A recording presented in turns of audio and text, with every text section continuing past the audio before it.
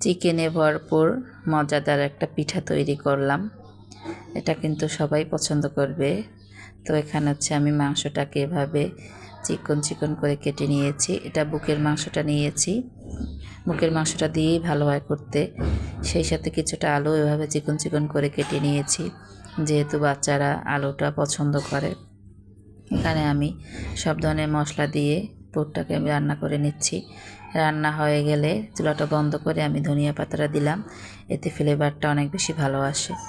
যে এখানে পরোটার যেভাবে ডো করে ওভাবে ডো করে ছোট ছোট করে রুটি বেলে ভিতরে পুর দিয়ে এভাবে ডিজাইন করে নিয়েছি। আপনারা যে কোনোভাবেই ডিজাইন করতে পারেন, আমার কাছে এরকম ভালো লেগেছে। এটা আমি একটু বড় ধরনের পিঠাটা তৈরি করেছি। আর এটা হচ্ছে প্রথমে তেলটা মিডিয়াম গরম করে ভেজে নিচ্ছি। এই যে এটা একটু আস্তে আস্তে করে ভেজে নিয়েছি এভাবে লাল লাল করে। আর এই পিঠাগুলো কিন্তু আপনারা ইচ্ছা করলে ফ্রোজেনও করতে পারবেন। এটা খেতে কিন্তু অনেক বেশি মজা হয়।